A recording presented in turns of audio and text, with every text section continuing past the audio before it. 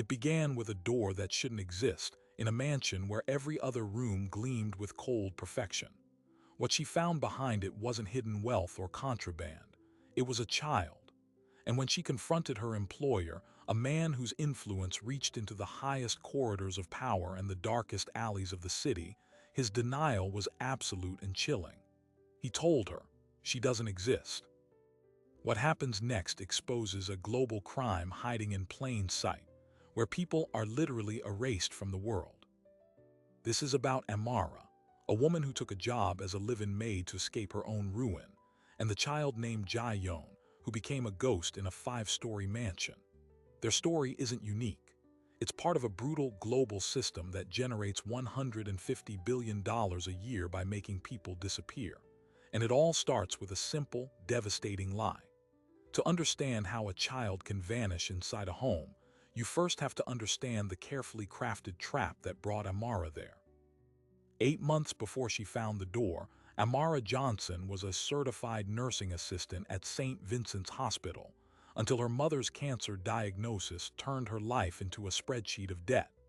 The medical bills arrived like a second, more relentless illness. She drained her savings in 6 weeks. The eviction notice came on a Tuesday. By Thursday, she was sleeping in her 12-year-old Corolla, using hospital shower facilities before her shift, her entire world reduced to a backpack and a crushing sense of failure. This is the precise vulnerability that predatory systems are designed to exploit. A study by the Urban Institute found that 70% of labor trafficking victims in the U.S. were recruited at a moment of severe economic crisis. Amara was now a perfect target. The job listing appeared on a community board she checked out of habit, a flicker of data on a library computer. Live-in domestic position, discretion required, all expenses covered, generous compensation. No agency name, just a phone number. Desperation rewires your risk assessment. What should scream danger instead whispers solution. She called. The interview was held in the back room of a sleek, empty import-export office in downtown Los Angeles. The man who hired her, introduced as Mr. Cho, was polite but forensic in his questions. "Do you have immediate family in the city?"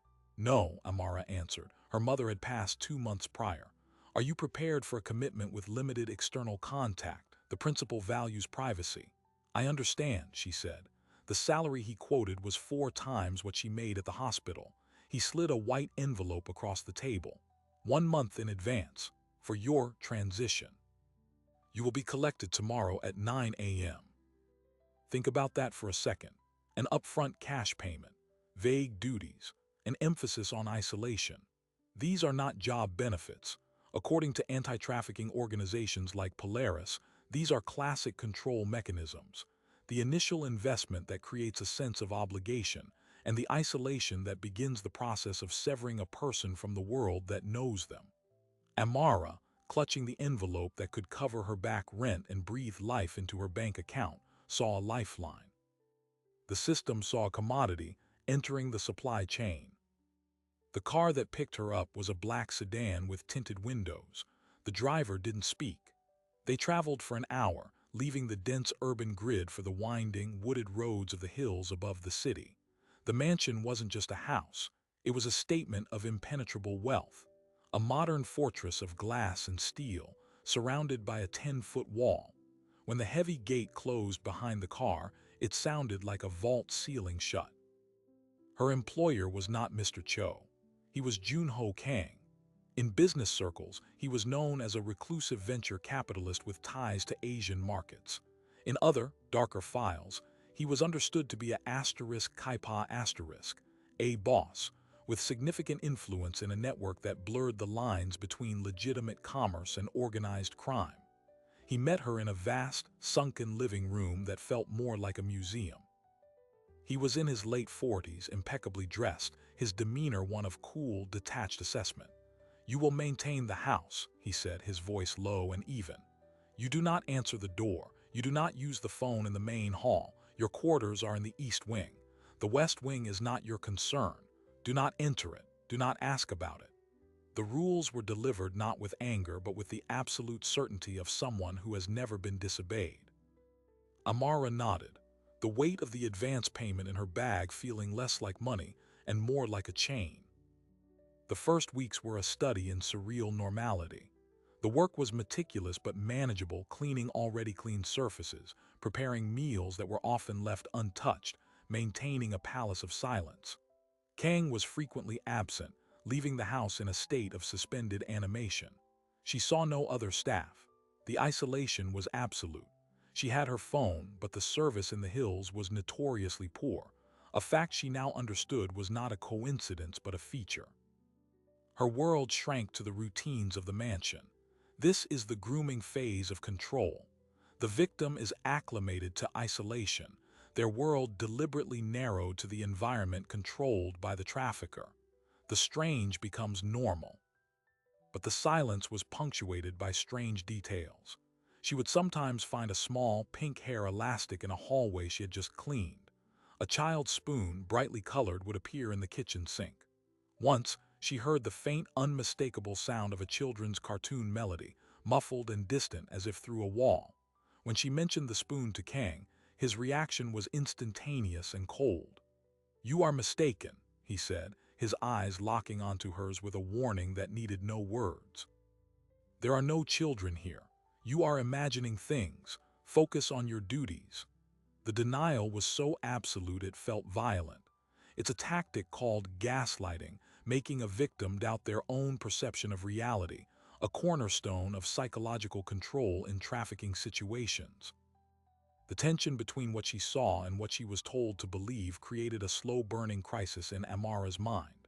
Was she losing her grip? The isolation was working as intended, eroding her trust in her own senses. But her caregiver's instinct, the same one that had watched for subtle signs of pain in her patients and her mother, wouldn't be silenced. She began to notice a pattern. Every Thursday afternoon, Kang would leave for several hours, and the house, in his absence, would feel different. Not empty, but waiting. One Thursday, driven by a fear she couldn't name, she did something reckless. She waited until she heard the gate close behind his car, and she walked to the sealed door of the west wing. It was always locked with a modern keypad. But that day, perhaps due to a maintenance glitch, perhaps due to fate, the heavy door was not fully latched. It was opened by barely a centimeter. A sliver of darkness promised answers to questions she was too afraid to ask. From inside, she heard a sound that froze her blood. Not a cartoon, not a radio. It was the soft, lonely sound of a child crying. And that's when you have to understand the true architecture of this crime. It wasn't just about hiding a child. It was about constructing an entire reality where that child could be invisible. What Amara was about to discover was a secret not just kept behind a door, but woven into the very fabric of power, money, and transnational silence. The system had already accounted for curious maids.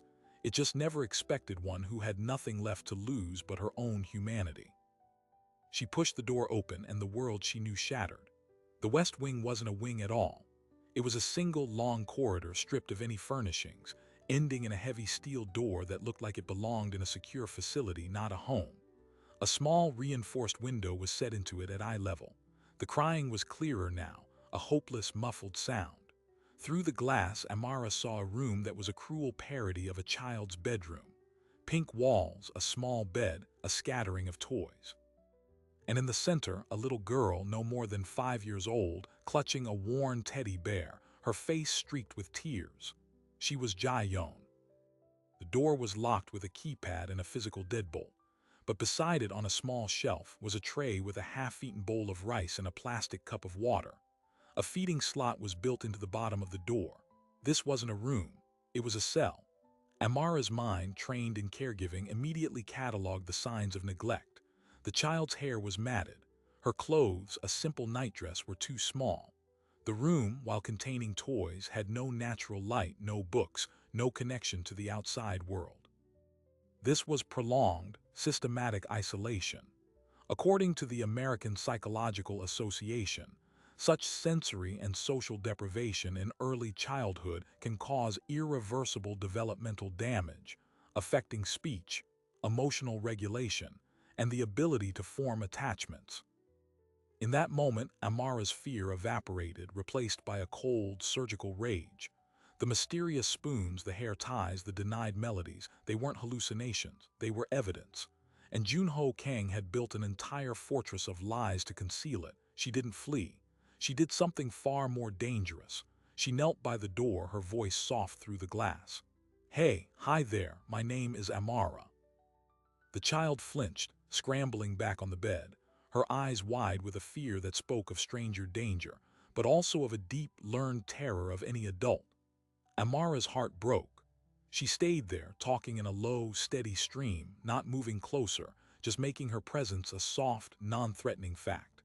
It took 10 minutes before Jaeyoon's crying subsided into hiccups, her eyes fixed on Amara with a bewildered curiosity. This was the first irrevocable step. By engaging, Amara had moved from a witness to a participant. She had entered the secret and acknowledged it. In the logic of Kang's world, this made her a direct threat. She knew she had maybe an hour before he returned. She ran back to her quarters, her mind racing. She grabbed her phone. No service. Just a mocking no signal in the top corner. The isolation was a technological cage. She couldn't call the police. She couldn't even look up a number. The mansion's landline, useless. She remembered Kang's rule, you do not use the phone in the main hall. It was certainly monitored. She was trapped inside the crime scene with the victim. But she had a nurse's eye for detail and a desperate person's capacity for risk. She returned to the main areas of the house, performing her duties with robotic precision, but now she was a spy in her own prison. She looked for anything, a document, a note, a clue to who Jaeyoon was. In Kang's study, the door was always locked, but the trash. He was meticulous, but the household waste was her domain. That evening, as she gathered bins, she found it in the office wastebasket, a torn envelope from a law firm called Hartwell and Singe. The enclosed letter was gone, but the address on the envelope was for their sole office. Scrawled on the back in Korean, which she couldn't read, were a few characters. But there was also a sticky note with a Lowe's Angels area code and a number, and the English word aviation. This tiny scrap was a thread. The next day, during her prescribed yard time in the walled garden, another controlled illusion of freedom, she used her dying phone to take a picture of the note. The signal was a single, flickering bar. She opened a web browser. The page loaded with agonizing slowness. She typed Hartwell and Singe sole adoption. The results were legal articles about international adoption law and several opinion pieces criticizing irregular adoptions from South Korea in the past. Her blood ran cold. She then typed the phone number. It yielded nothing public, but aviation plus the area code led her to a small, private air charter service at Van Nuys Airport that specialized in discreet, long-haul executive flights to Asia. A horrifying picture began to develop. This wasn't just a hidden child. This was a child with an international dimension. Was she kidnapped, trafficked, the product of some secret affair being hidden away? The private jet angle suggested movement or preparation for movement. Jaeyoon wasn't just being stored, she was being prepared for something. Amara's discovery had just become a ticking clock.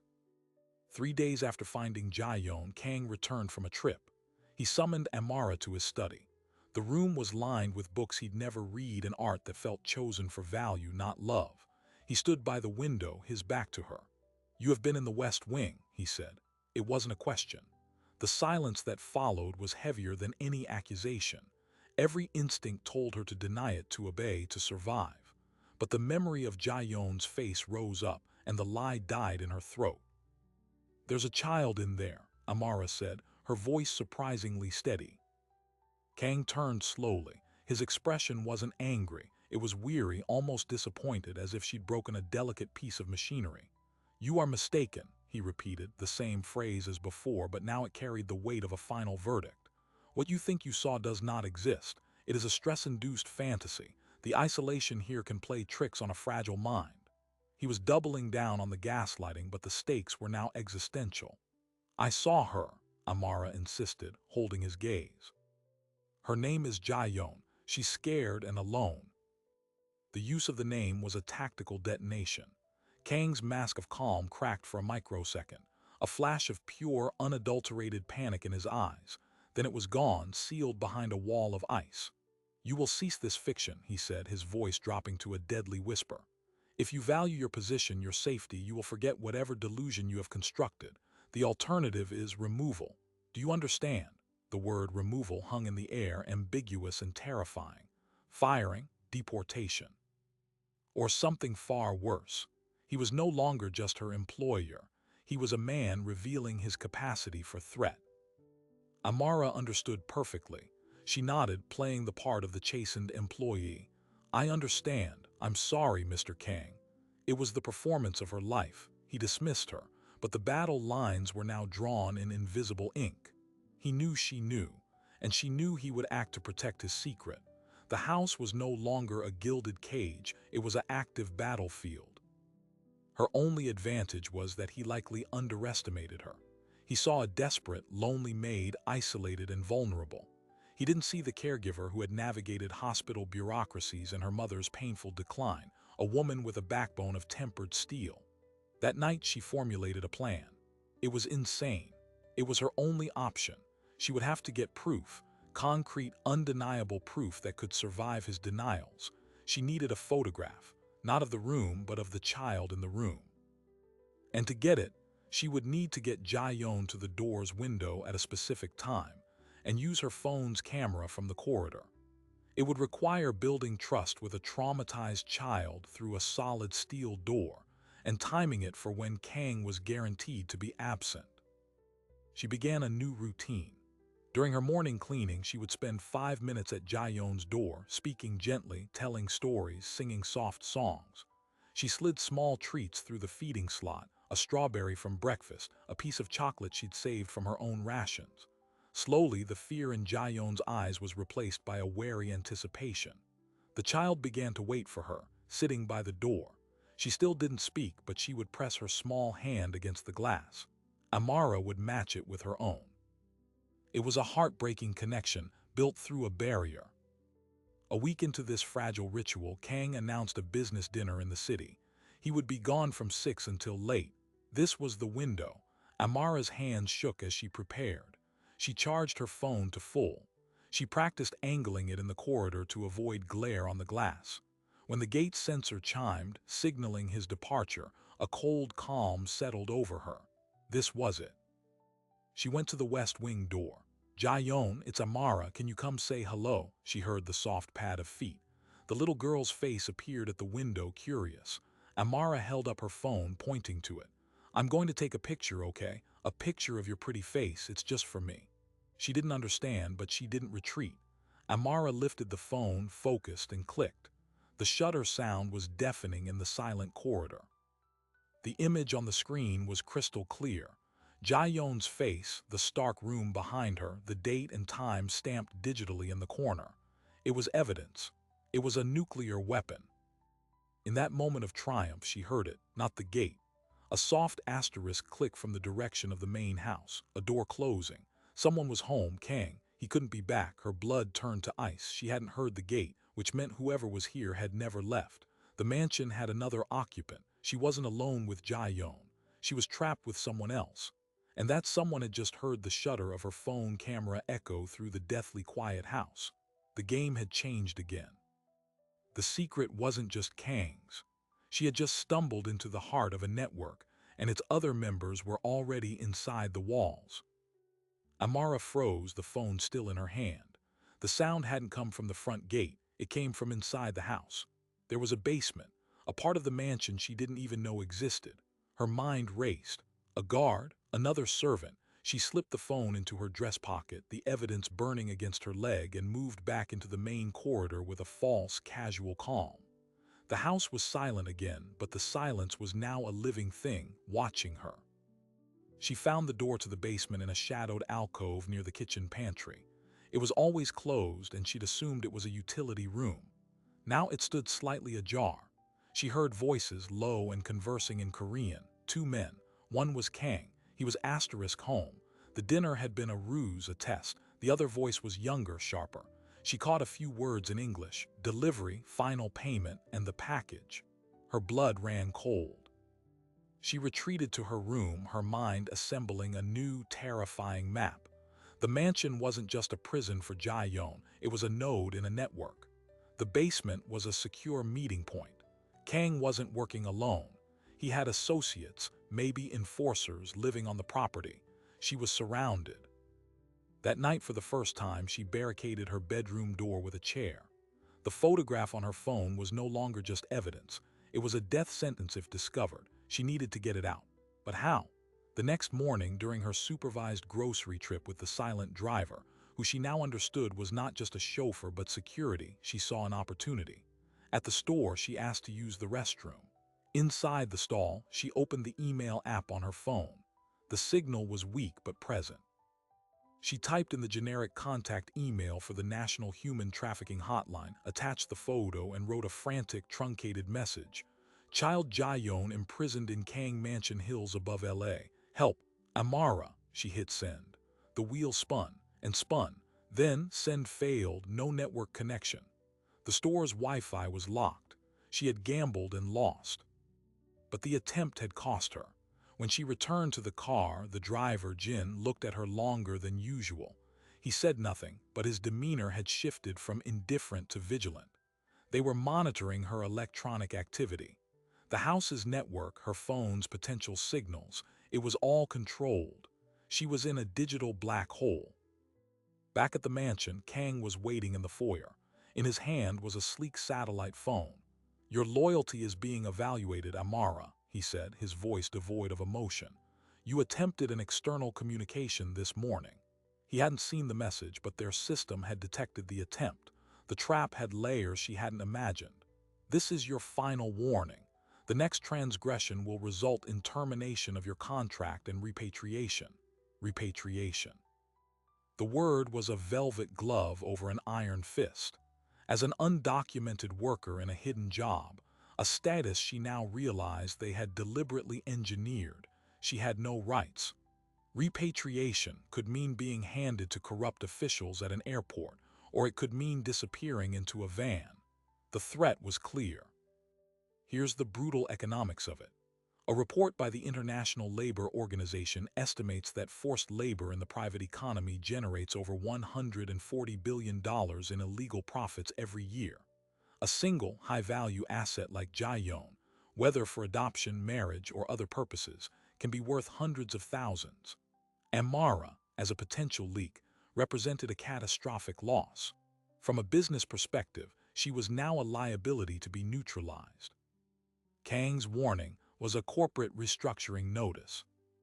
But Amara had one asset they hadn't accounted for: her complete lack of options.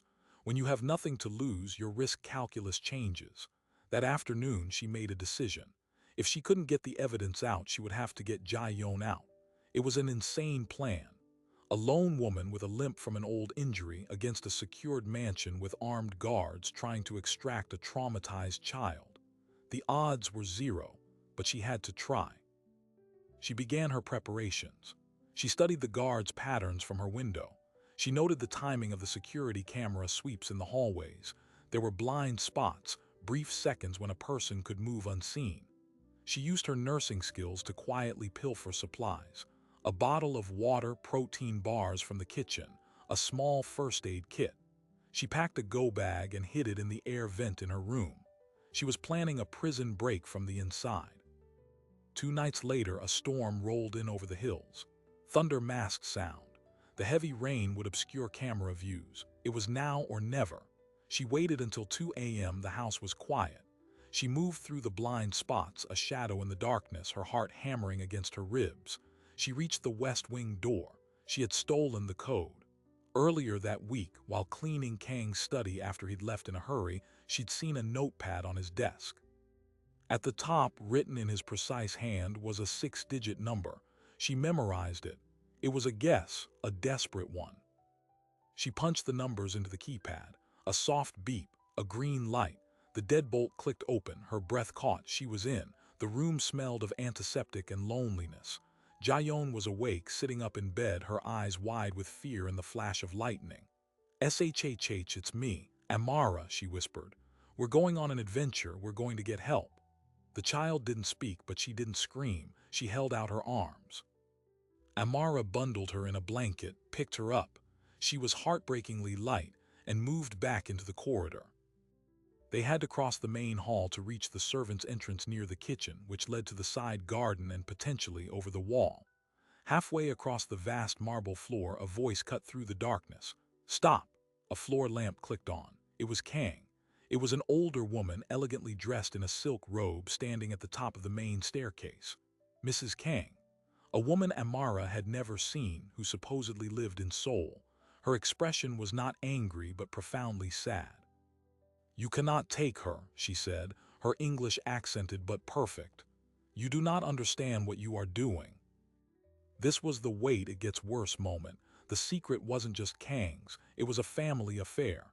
Amara held Jaeyoon tighter. "She's a child. She needs to be with people who love her." The woman descended the stairs slowly. "We **our* her family," Mrs. Kang said, her voice breaking. "She is my granddaughter." The revelation hit Amara like a physical blow. Granddaughter. The pieces scrambled and reformed into a new, even more horrifying picture. Mrs. Kang continued, her words tumbling out in a torrent of confessed pain. Jaeyoon was the daughter of their only son. Minjun he had married an American woman against their wishes. When the couple died in a car accident 3 years ago, the Kang family fought the maternal grandparents for custody. They lost. American courts awarded custody to the mother's family. The Kangs believed the child was being erased from her Korean heritage, raised to forget them. So they took her. During a court-ordered visitation, they simply never returned her. They falsified passports, used their network to vanish, and hid her here while their lawyers fought a protracted, invisible legal war from across the ocean. "She doesn't exist here because she cannot exist," Mrs. Kang wept. "If the authorities find her, they will take her away forever. We are protecting her. We are her true family." This was the devastating truth. Jaeyoon wasn't a trafficked orphan. She was a beloved pawn in a brutal transnational custody battle. The steel door, the isolation, the secrecy, it was all to keep her from being taken by the other side of her own family. The moral universe flipped upside down. Amara was no longer rescuing a child from monsters. She was caught in the middle of a familial war, with a grandmother who believed she was saving her bloodline. But the method was the crime. The imprisonment, the psychological torture, the total erasure of the child's identity, these were undeniable atrocities, regardless of the motive. A study in the Journal of Child Psychology states that the trauma of forced separation and confinement can be as damaging as physical abuse, regardless of the captor's intent. Love was not an excuse. It was the weapon. Amara stood her ground. "This is hurting her, look at her." Jaeyoon had buried her face in Amara's neck, trembling. "She needs sunlight and school and friends, not this tomb." Mrs. Kang's sadness hardened into resolve. "You will put her back or my husband will have you removed, permanently." At that moment, Jin the driver emerged from the shadows by the front door, his arms crossed. The choice was binary. Return Jaeyoon to her cell and likely be repatriated for knowing too much, or try to fight her way past an armed guard while holding a child. Amara made her choice. She turned and ran, not toward the side exit but back into the dark depths of the house, toward the only other possible escape route she had mentally mapped, the basement. If it was a meeting point, perhaps it had an external entrance for discreet arrivals. It was a leap into complete darkness. She heard Mrs. Kang shout in Korean. Jin gave chase. The basement door was ahead. She threw it open, plunged down the concrete stairs, Jaeyoon clinging to her. At the bottom was not a simple cellar but a professional, soundproofed panic room and a garage. And in the garage, a black SUV with its engine running. Behind the wheel was Mr. Cho, the man who had hired her. He looked at her, at the child in her arms, and his face registered not surprise, but a cold, operational recognition. He was there to move the package. The timeline had been moved up. They were preparing to vanish Jaeyoon to a new location, perhaps out of the country on that private jet. Amara had just run headlong into the extraction team. Cho stepped out of the vehicle. Jin's footsteps pounded down the stairs behind her. She was trapped in a concrete box between two men who represented a vast, ruthless machine of money and influence. The photo on her phone was meaningless now. She was about to become another person who didn't exist. In that final, desperate second, she did the only thing left. She looked at Jae-yoon, kissed her forehead, and whispered, "I'm so sorry." Then she turned to face the men, not with defiance, but with a surrender that was, in fact, her final gambit. She had to survive to tell the story. "I'll put her back," Amara said, her voice hollow. "I won't say anything, just don't hurt her." Cho studied her, then nodded to Jin. "Take the child." As Jin pulled Jaeyoon from her arms, the little girl finally made a sound, a raw, piercing scream of betrayal that would haunt Amara for the rest of her life. They had her.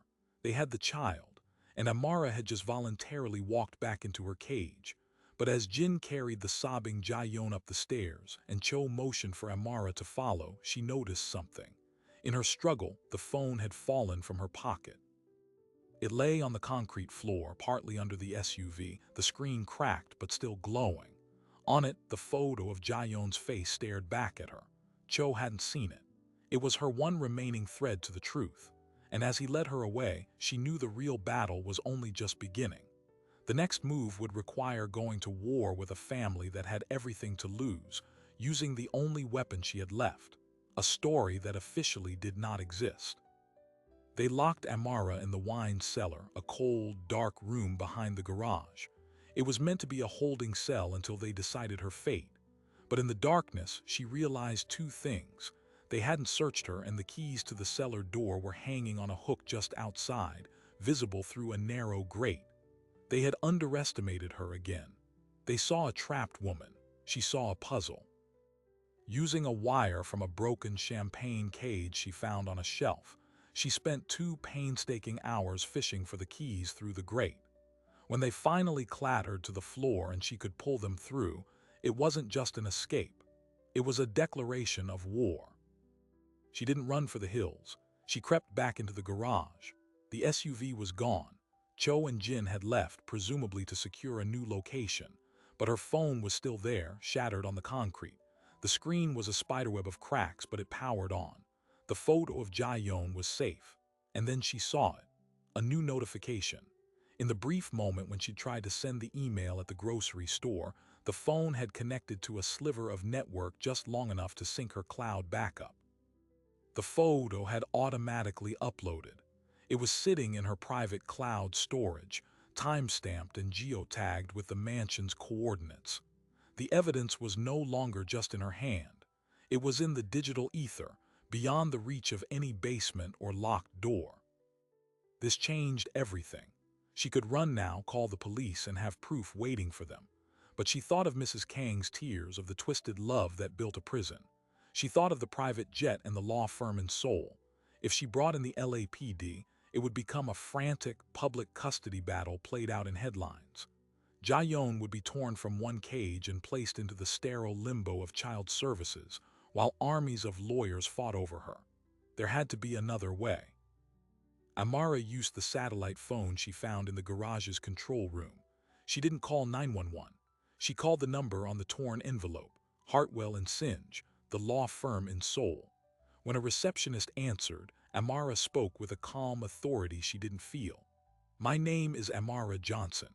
I am calling regarding the Kang family custody matter and the child Jaeyoon. I have evidence of her unlawful confinement in Los Angeles. I need to speak with the partner handling the case for the maternal family. Now." It was a bluff of monumental proportions, but the silence on the other end, followed by a hurried, "Please hold," told her she'd struck a nerve. She was connected to a man named David Hartwell. His voice was sharp, wary. "How did you get this number?" Amara cut to the chase. "I am the domestic employee in the Kang residence in Los Angeles. I have photographed Jaeyoon in a locked room. I know you represent her other grandparents. I can give you what you need to get her back, but on one condition. You must guarantee she goes to a home, not a holding pattern. You must keep her out of the media, and you must ensure the Kangs are stopped using the law, not just more force."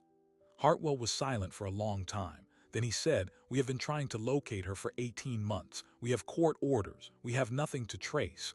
What is your proof?" Amara recited the geotagged coordinates from her photo and described the steel door, the room, the child's condition. The lawyer's breath caught. "Good God," he whispered. A plan was formed in minutes. Hartwell would activate their American associates, a firm in Los Angeles. They would file an emergency ex parte motion with the family court at dawn, presenting Amara's affidavit and the photographic evidence. Simultaneously, they would request a welfare check by the LAPD's Juvenile Division, who are trained for sensitive child recovery.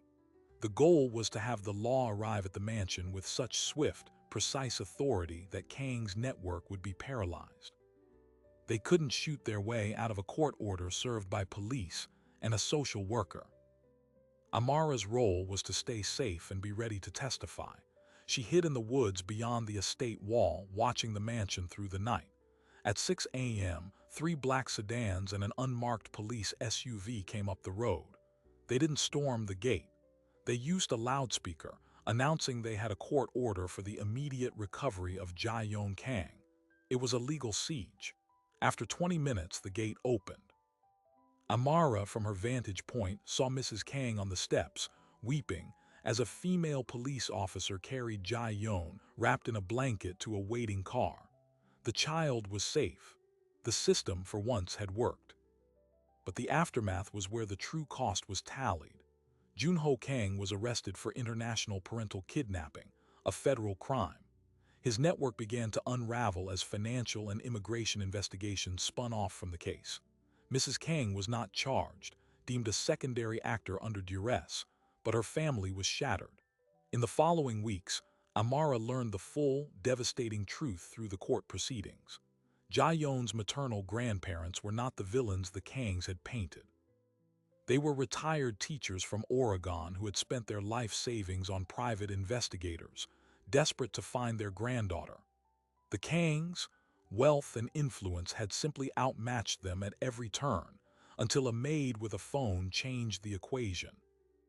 The final, surprising detail emerged in family court. During the custody evaluation, a child psychologist's report stated that Jae-yoon, who had been nonverbal with the Kangs, began speaking in full sentences within 2 weeks of being with her maternal grandparents. Her first clear words were, "Where is Amara?" The bond formed through a steel door had been the child's only tether to reality.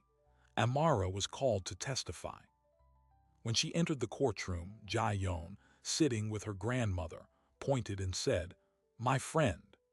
It was the moment the judge later cited as pivotal in awarding permanent custody to the maternal family, noting the child's clear expression of where she felt safe. For Amara, there was no return to normal. The trauma of those months, the fear, the moral whiplash, left her with a severe case of PTSD. She couldn't work in caregiving, but the maternal grandparents, in their gratitude, used part of the settlement from their lawsuit against the Kangs to establish a fund. They helped Amara go back to school. She now studies social work, specializing in interventions for children in hidden crisis situations. Jae-yoon's photo, the one from the phone, is not in evidence files. It's on Amara's desk, a reminder of the cost and of the fragile, powerful truth that broke a system designed to make a little girl disappear. The mansion in the hills was sold. The new owners renovated it, opening up the West Wing into a sun-filled playroom. Sometimes, the most powerful endings are not about punishment, but about rewriting the story. The room that was built to hide a child is now a space for laughter, and the woman who was hired to be invisible became the one person who made sure that Jae-yoon and the truth were seen. This is where our documentary ends, but their journey of healing is just beginning. So what does this story leave us with? Not just a tale of one child rescued, but a map to a hidden world that exists in the shadows of our own. The Kangs were not cartoon villains. They were a family who believed love justified atrocity. Amara was not a classic hero. She was a broken woman who found her strength in another's brokenness. This is the uncomfortable truth about the most devastating secrets. They are often kept by people who look like us, hidden in homes we pass every day, maintained by systems we take for granted. Jae-yoon's case is a rare one with a clear resolution. For every child recovered through a cracked phone and a desperate email, there are thousands whose stories remain in the dark. The National Center for Missing and Exploited Children reports that many long-term missing child cases involve familial abduction, where a child is secreted away by a parent or relative, often across international borders, becoming a ghost in plain sight. Their existence is denied, their identity erased, just like Jae-yoon's was. The difference was a witness who refused to be gaslit into silence. Amara's power wasn't in strength or resources. It was in her stubborn commitment to a simple, radical idea. What I see is real.